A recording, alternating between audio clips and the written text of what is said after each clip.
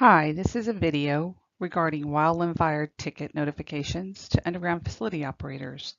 It's important for first responders to know they can submit Wildland Fire notifications by using 811, and underground facility operators will be notified when there's a wildland fire happening around their underground facilities. Did you know there are over 400 pipeline operators in Oklahoma, and they operate over 43,000 square miles of pipeline in our state? These operators want to know when there are dangers happening around their underground facilities. They want to ensure that their facilities are protected, that services don't get interrupted, but most importantly, they want to ensure that those working around their underground facilities stay safe while they're working. The pipeline crossroads of our nation resides right here in Oklahoma, in Payne County, in Cushing. From this map, you can see all the pipeline infrastructure that's registered with the one call.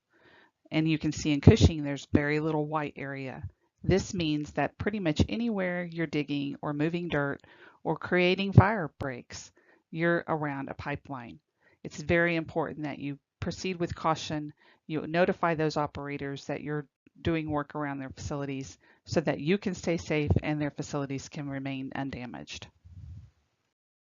So there are other underground facility operators in Oklahoma besides pipeline operators. For example, we have 78 electric companies that have electric lines running underground, 92 telecom companies that have telephone and fiber lines running underground, and over 600 rural districts and municipalities that operate water lines, sewer lines, and gas lines, all underground. Watch this next slide and you will see the magnitude of underground facilities in our state.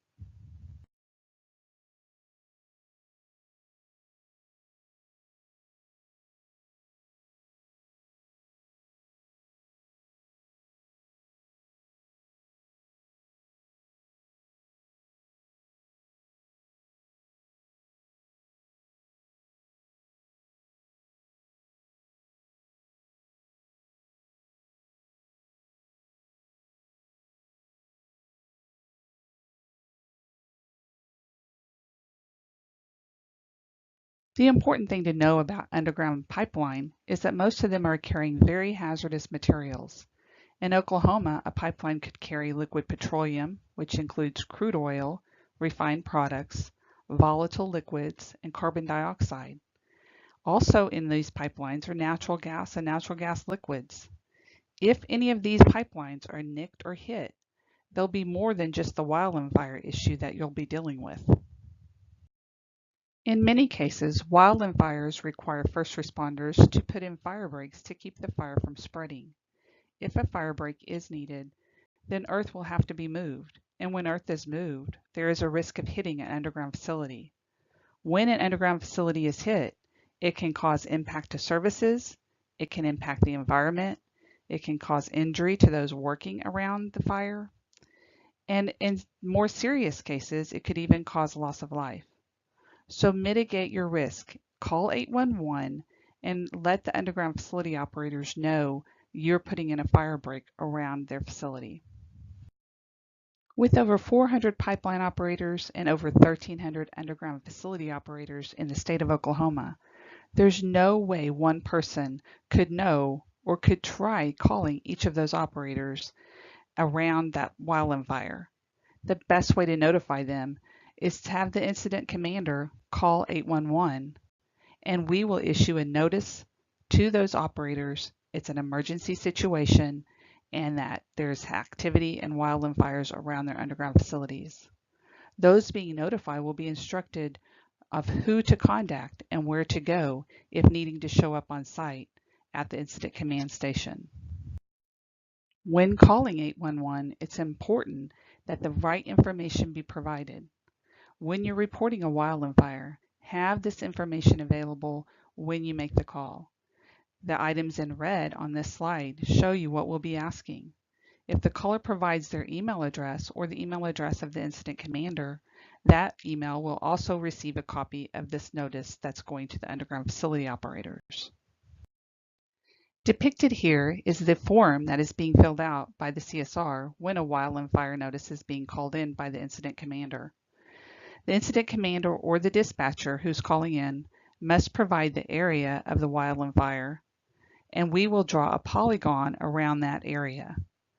Any underground operator with facilities inside or within a 300-foot buffer of this polygon will receive notification of the wildland fire. The list of operators or members will be provided to the caller on the phone. They will also be provided on the notice. Once the information is complete, the CSR will submit the ticket, or i.e.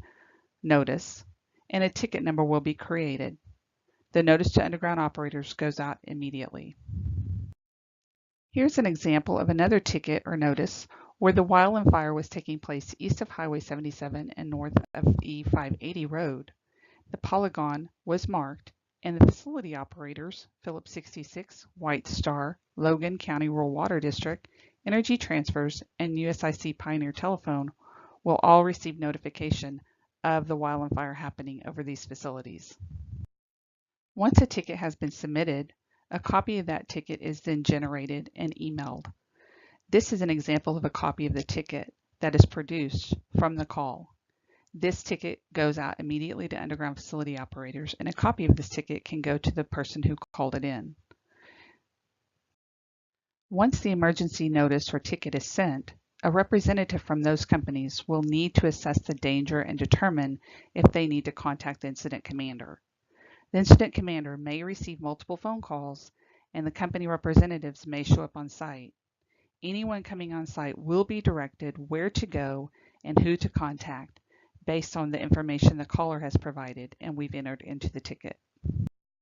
In closing, be sure to call 811 when there's a wildland fire happening in Oklahoma. This will allow our underground facility operators to act appropriately. Thank you.